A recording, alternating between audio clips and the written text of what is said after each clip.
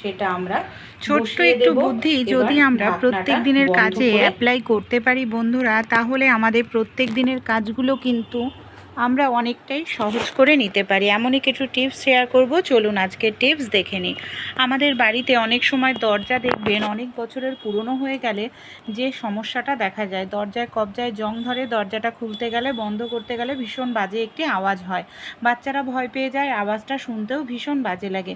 সাবান আমাদের প্রত্যেকের বাড়িতেই কিন্তু থাকে, আমরা দরজায় সাবান যদি এইভাবে ঘষে নিতে পারি কোনো রকম আওয়াজ কিন্তু আর বের হবে না। ভালো লাগলে ট্রাই করে দেখবেন। অনেক সময় সায়া বা বাচ্চাদের প্যান্টে দড়ি পরাতে আমাদের না অনেকটা সময় লেগে যায়। সহজ একটি টিপস আপনাদের সঙ্গে শেয়ার করব। খুব সহজেই আপনারা সায়া বা যে কোনো প্যান্টের মধ্যে দড়ি পরিয়ে নিতে পারবেন। পেন খুলে পেনের ক্যাপের মধ্যে দড়িটাকে ভরে পেনের ক্যাপটাকে আটকে নিন, তারপর দেখুন সেকেন্ডও সময় লাগবে না, কত সহজেই আপনারা প্যান্টের দড়ি এইভাবে খুলে নিতে পারবেন। ভালো লাগলে আইডিয়াটি অবশ্যই ট্রাই করে দেখবেন, আশা করছি আপনাদেরও ভালো লাগবে, এমনকি কাজ খুব সহজ হয়ে যাবে। এমনকি সায়া হোক বা প্যান্টের দড়ি শেষ মাথায় একটি গিঁট বেঁধে রাখুন, তাহলে আর বারবার দড়ি আপনাদের কখনোই কিন্তু ভেতরে ঢুকে যাবে না। আমাদের বাড়িতে যে এই ধরনের বাচ্চাদের প্যান্ট থাকে, অনেক সময় দেখবেন পুরনো হয়ে যায়, বাচ্চাদের বা বড়দের প্যান্ট ব্যবহার করা হয় না, এই ধরনের প্যান্ট দিয়েই কোনো রকম টাকা পয়সা খরচা করা ছাড়াই খুব সুন্দর একটি জিনিস তৈরি করে নিতে পারি। প্যান্টের নিচের দিকটা দেখুন, এখানে আমি কাঁচি নিয়ে নিচ্ছি, কাঁচির সাহায্যে খুব ভালো করে সমান করে নিচের দিকটায় আমি এইভাবে কেটে নেব। তারপর এখানে আমি কি করব, এই যে এখানে নিয়ে নিতে হবে সুতোর সাহায্যে খুব ভালো করে নিচের দিকটায় আমাদের এইভাবে সমান করে সেলাই করে নিতে হবে। এইভাবে দেখুন নিচের দিকটা আমি সমান করে ভালো করে এখানে সেলাই করে নিচ্ছি। এইভাবে আপনারাও নিচের দিকটা ভালো করে সমান করে একটু সেলাই করে নিন, তাহলেই তৈরি হয়ে যাবে খুব সুন্দর একটি কভার। কী কাজে এই কভারটিকে আমরা ব্যবহার করব চলুন তাহলে আমরা দেখে নিই। আমাদের বাড়িতে যে এই ধরনের আয়রন আমরা ব্যবহার করি জামা কাপড় আয়রন করার জন্য, অনেক সময় দেখবেন সমস্যাটা কি হয়, এই যে জামা কাপড় যখন আয়রন করার পরে এই আয়রনটাকে খোলা রেখে দিলে এর মধ্যে ধুলো ময়লা পড়ে, এমনকি খুব দ্রুত তাড়াতাড়ি আয়রনটা আমাদের নোংরা হয়ে যায়, আবার পরিষ্কার করতে লাগে। তাই এই ধরনের একটি কভার তৈরি করে নিন। এই ধরনের কভারের সাহায্যে খুব সহজেই আপনারা আয়রনটাকে কভার করে রাখতে পারবেন। আয়রনের মধ্যে ধুলো ময়লা লাগবে না, এমনকি তাড়াতাড়ি আয়রনটা আপনাদের নষ্টও হবে না। ভালো লাগলে ছোট্ট টিপসটি অবশ্যই ট্রাই করে কিন্তু দেখতে ভুলবেন না। অনেক সময় দেখবেন টিফিন কারির ঢাকনাটা আমরা এতটাই টাইট করে আটকে ফেলি বন্ধুরা, যে ঢাকনাটা সহজে আর খোলাই যায় না।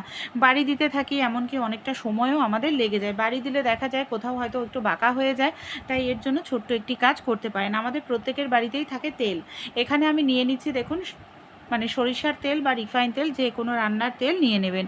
আপনারা কি করবেন, ঢাকনাটা টিফিন কারির ঢাকনাটার যে মুখটা এইভাবে চারপাশ দিয়ে ঘুরিয়ে একটুখানি তেল লাগিয়ে দিন। তেল লাগানোর পর কিছু সময়ের জন্য আমাদের রেখে দিতে হবে টিফিন কারিটাকে। কিছু সময় রেখে দিলেই দেখবেন তেলটা চারপাশে ছড়িয়ে যাবে, তারপর আপনারা হালকা করে একটু টান দিলেই খুব সহজেই কিন্তু টিফিন কারির ঢাকনাটা আপনারা খুলে ফেলতে পারবেন সহজে। আর এই কাজটি করতে কোনো রকম শক্তি প্রেশারের প্রয়োজন পড়বে না, আর টিফিন কারিও কিন্তু বাড়ি দিয়ে নষ্ট করতে হবে না।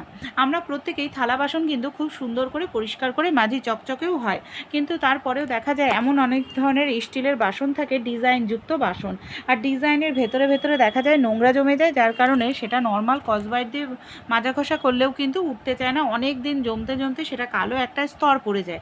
তাই আমাদের বাড়িতে যে সেফটি পিন থাকে, এইভাবে সেফটি পিন দিয়ে ডললেই দেখবেন নোংরাটা খুব সহজেই কিন্তু উঠে পরিষ্কার হয়ে যাবে। আমাদের বাড়িতে যে এই ধরনের পুরনো চা ছাঁকনি থাকে, যদি থেকে থাকে আপনাদের বাড়িতেও ভুল করে ফেলবেন না।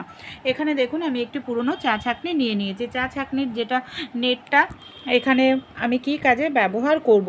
অনেক সময় কি হয়, আমাদের বাড়িতে যে সিঙ্কের যে পাইপের মুখে নেট থাকে সেটা নষ্ট হয়ে যায়, আর এইভাবে রেখে দিলে যখন থালা বাসন মাজা হয়, সবজি ধোয়া হয়, এর যে নোংরাটা খুব সহজে সিঙ্কের পাইপের মধ্যে চলে যায়, পাইপ জ্যাম হয়ে যায়, এমনকি জল জমতে শুরু করে, মেকানিক ডেকে আবার টাকা খরচা করে ঠিক করতে লাগে। তাই এইভাবে পুরনো চা ছাঁকনির নেটটাকে দিয়ে দেবেন, যখন বাসন মাজবেন দেখবেন নোংরা সবজির নোংরাগুলো এতে জমা হবে, ডাস্টবিনে তুলে ফেলবেন, এতে পাইপে জ্যাম হবে না, এমনকি লোক ডেকে ঠিক করার প্রয়োজন। টিপস আমরা দেখে নিই। বিস্কুটের কৌটোর ঢাকনা অনেক সময় যদি একটুখানি খোলা থাকে, হাওয়া বাতাস ঢোকে, যার কারণে বিস্কুটটা একেবারে নরম হয়ে যায়। আর নরম বিস্কুট খেতে কারোই কিন্তু ভালো লাগে না, আর ফেলেও দেওয়া যায় না, কারণ তাহলে টাকাটা নষ্ট হবে। কিভাবে মুচমুচে করবেন? বিস্কুটটাকে ফ্রিজের মধ্যে রেখে দিন। বিস্কুটটাকে ফ্রিজের মধ্যে রেখে আপনারা 5-6 মিনিট রাখুন, দেখবেন যে বিস্কুটটা নরম হয়ে গেছিলো, একেবারে মুচমুচে হয়ে যাবে। বিস্কুটটা খেতেও কিন্তু ভালো লাগবে। এই দেখুন, এবার কোনো কৌটোয় ভরে আবার রেখে দিলেই অনেক দিন ব্যবহার করা যাবে। কখনো আপনারা ফোনে এইভাবে জামা কাপড়ের ক্লিপের ব্যবহার করেছেন? কেন আমরা ফোনে জামা কাপড়ের ক্লিপের ব্যবহার করব? চলুন তাহলে জেনে নিই। অনেক সময় আমাদের বাড়িতে ফোনের কোনো স্ট্যান্ড থাকে না, তখন আমরা হাতে নিয়ে ফোনটা কার্টুন দেখি, মুভি দেখি, বাচ্চাদেরকেও কার্টুন চালিয়ে দিই, সেটা আমাদের চোখের জন্য ভীষণ ক্ষতিকর। তাই ফোনের স্ট্যান্ড যদি না থাকে, জামা কাপড়ের ক্লিপ প্রত্যেকের বাড়িতেই থাকে। ফোনের এইভাবে দু সাইডে দুটো ক্লিপ লাগিয়ে নিন। তারপর ফোনটাকে যেখানে রাখবেন খুব সহজেই দাঁড়িয়ে থাকবে, ফোনটা পড়ে যাবে না। ভালো লাগলে আইডিয়াটি ট্রাই করে আপনারা দেখতে পারেন। উচ্ছে আমরা কম বেশি প্রত্যেকেই খেয়ে থাকি, উচ্ছের সবজি খাওয়াও ভীষণ উপকার, কিন্তু অনেক সময় দেখবেন উচ্ছের মধ্যে প্রচুর পরিমাণে বীজ থাকে, আর বীজ সহজে হজম হতে চায় না, অনেক সময় পেট ব্যথা করে। যাদের কিডনিতে সমস্যা, উচ্ছের বীজ খেলে অনেক সময় দেখবেন কিডনিতে আরও সমস্যা বেড়ে যায়। কিভাবে একটি একটি করে বীজ না বেছে অনেকটা পরিমাণ উচ্ছের বীজ বেছে নিতে পারবেন। উচ্ছেটা কাটার পর পাত্রে নিন, ঢাকনা দিয়ে ঢেকে ঝাঁকাতে থাকুন। কিছু সময় ঝাঁকালেই বীজগুলো যেগুলো আছে খুব সহজেই উচ্ছের থেকে দেখবেন আলাদা হয়ে যাবে। একটি একটি করে আপনাদের বীজ আলাদা করার প্রয়োজন পড়বে না। এই দেখুন কত সহজেই এখানে আমার উচ্ছের বীজ আলাদা করে ফেললাম। একটি একটি করে উচ্ছের বীজ আলাদা করতে লাগলো না, সময়ও বাঁচলো, খাটনিও এখানে আমার কম করতে হলো। ছোট্ট একটু টিপস অ্যাপ্লাই করলেই আমাদের কাজ প্রত্যেক দিনের সহজ হয়ে যায়। সেলাই আমরা কম বেশি প্রত্যেকেই করে থাকি। যাদের সেলাই মেশিন নেই, সুচ সুতো দিয়ে সেলাই করি জামা কাপড় ছিঁড়ে গেলে বা সেলাই খুলে গেলে। কিন্তু অনেক সময় কি হয়, যে সুচ দিয়ে আমরা সেলাই করতে যাব, সূচের মাথাটা ভোঁতা বা সূচে জং ধরা, হয়তো বাজারে যাওয়াও সম্ভব নয় সেই মুহূর্তে। এমন ইমার্জেন্সি টাইম যদি হয়, জং ধরা বা ভোঁতা সুচ দিয়েই সহজেই সেলাই করে নিতে পারবেন, কোনো রকম অসুবিধা হবে না। আমাদের বাড়িতে যে ছাঁকনি থাকে, এখানে দেখুন আমি চা ছাঁকনি নিয়েছি, পুরনো একটি, যেটা লোহার চা ছাঁকনি। লোহার চা ছাঁকনির নেটটাও লোহার হয়, আর সুচটাকে নিয়ে এইভাবে ঘষতে হবে, তাহলে চা ছাঁকনির যে ভোঁতা মুখটা সেটা ছুঁচলো হয়ে যাবে, যদি জং ধরা থাকে সেই জংটাও চলে যাবে। এবার যে কোনো মোটা জায়গায় আপনারা জং ধরা সুচ দিয়েই সহজেই সেলাই করে নিতে পারবেন, কোনো রকম আপনাদের কিন্তু অসুবিধা ভালো লেগে থাকে অবশ্যই আপনারাও কিন্তু ট্রাই করে দেখতে পারেন। আমাদের প্রত্যেকের বাড়িতেই আমরা মহিলারা লিপস্টিকের ব্যবহার করে থাকি।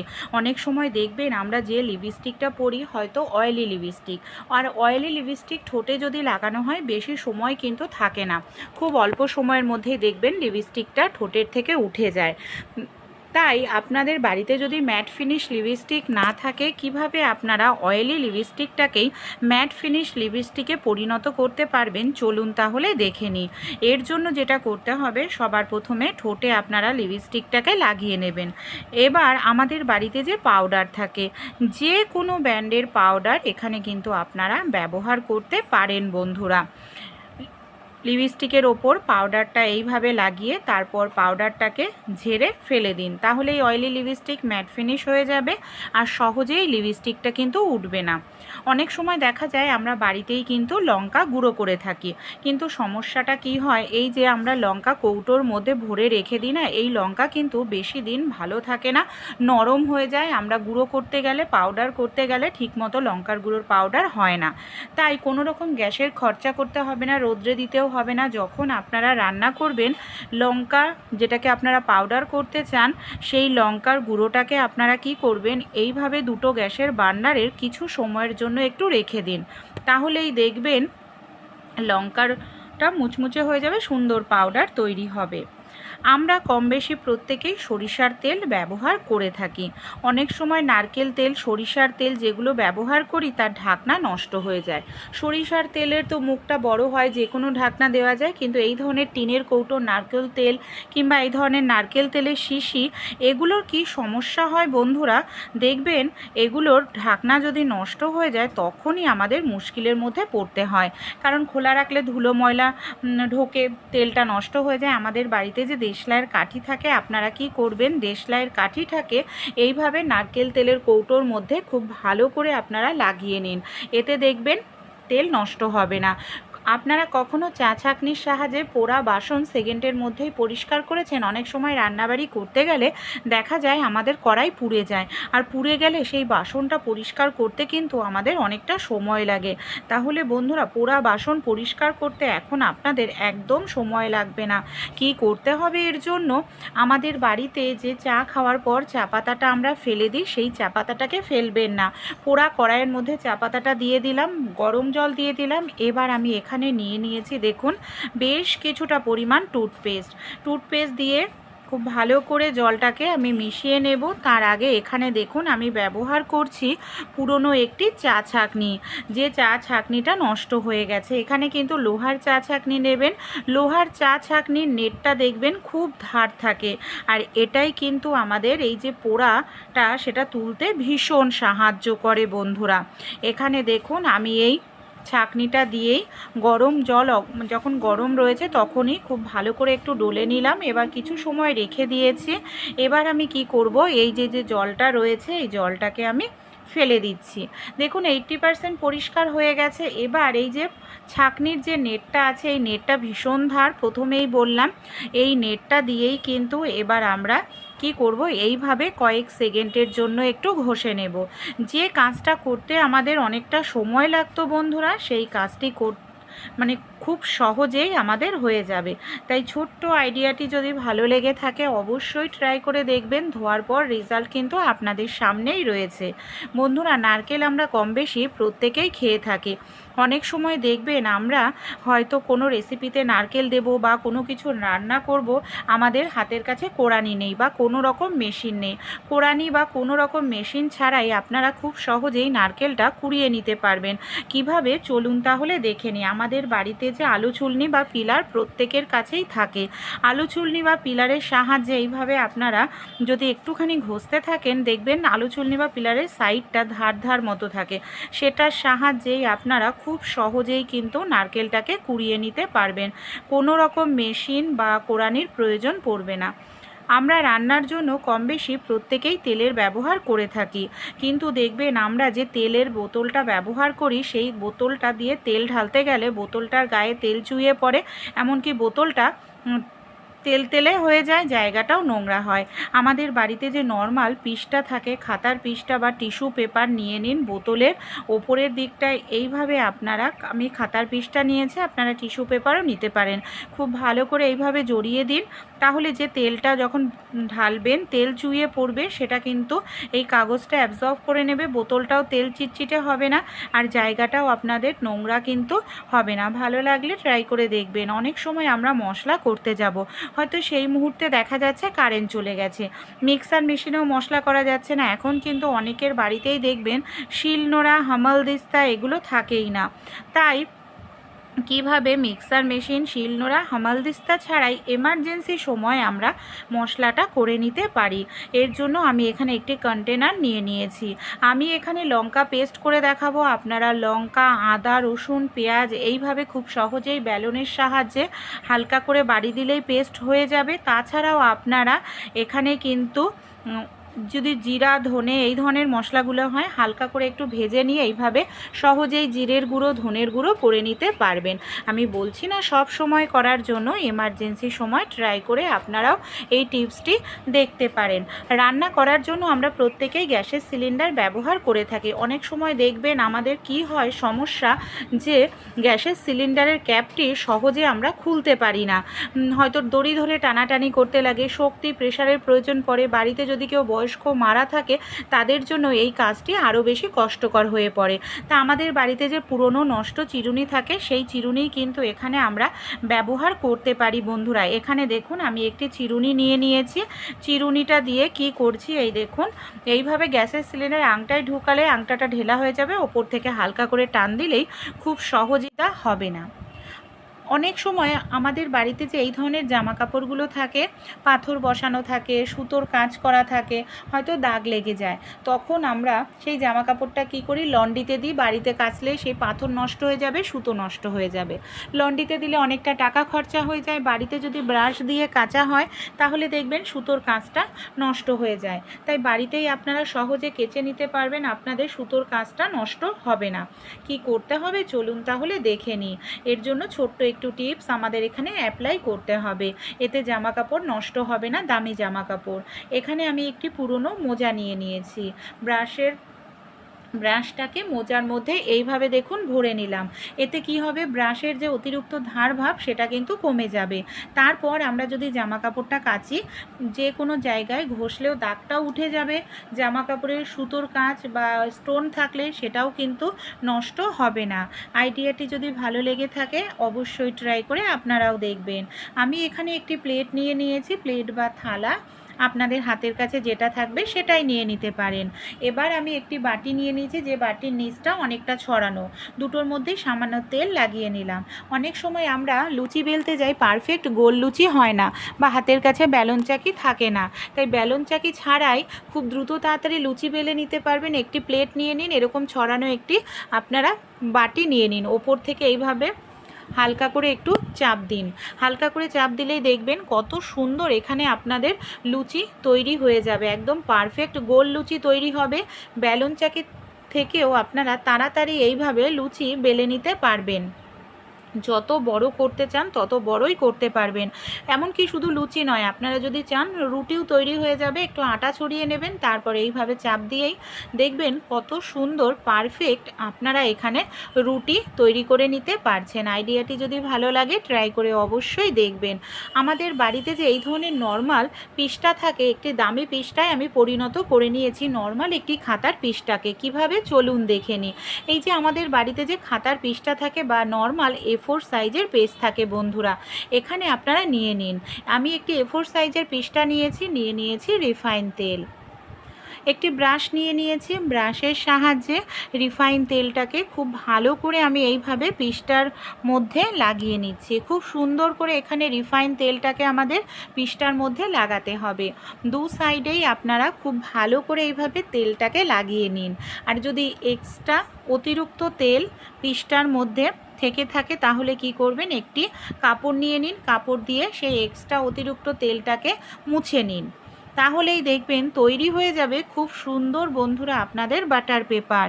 এইভাবে আপনারা বাড়িতেই সহজেই কিন্তু বাটার পেপার তৈরি করে নিতে পারেন। এর জন্য আপনাদের মার্কেট থেকে বাটার পেপার কেক তৈরি করার সময়, প্যাটিস তৈরি করার সময় কিনতে লাগবে না।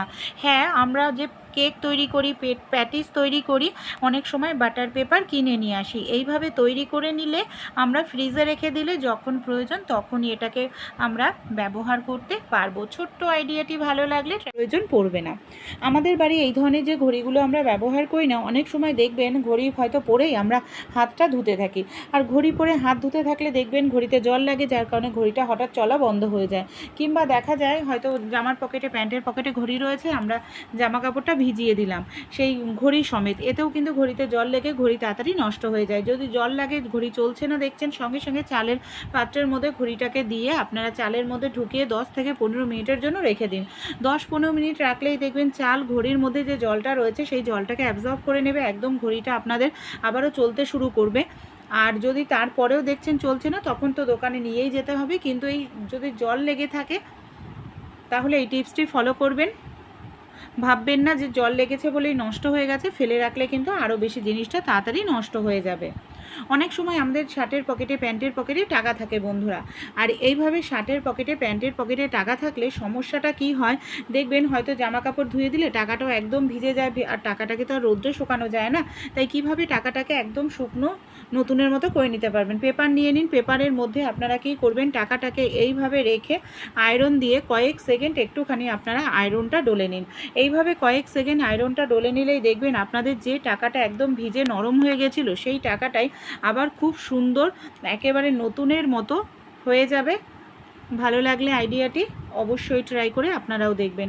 ভাত আমরা কম বেশি প্রত্যেকেই খেয়ে থাকি। অনেক সময় দেখবেন ভাত বেঁচে যায়, আমরা ফ্রিজের মধ্যে ভাতটাকে রেখে দিই, কিন্তু ফ্রিজের মধ্যে ভাতটাকে 2-3 দিন রেখে দিলে সেই ভাতটা একেবারে শক্ত চালের মতো হয়ে যায়, আর সেটা খেতে ভালো লাগে না। আবার গরম করতে গেলে গ্যাসে অনেকটা সময়ও লাগে, পাত্রও নোংরা হয়। তাই কী করবেন, সেকেন্ডের মধ্যে গরমও হয়ে যাবে, আপনাদের পাত্রটাও নোংরা হবে না, গ্যাসও অনেকটা খরচ হবে না। যে ভাত গরম করতে 15 মিনিট লাগতো সেই ভাত 1 মিনিটে গরম হয়ে যাবে। আমি এখানে 1 মিনিটের জন্য জলটাকে গরম করে নিয়ে হটপটের মধ্যে জলটা দিয়ে দিয়েছি। এবার হটপটের মধ্যে আমি 10 মিনিটের জন্য এটাকে রেখে দেব। 10 মিনিট রেখে দিলেই দেখবেন আপনাদের ভাত একেবারে মানে ফ্রেশ ভাতের মতো গরম নরম হয়ে গেছে, খেতেও কিন্তু ভালো লাগবে। ভালো লাগলে টিপসটি ট্রাই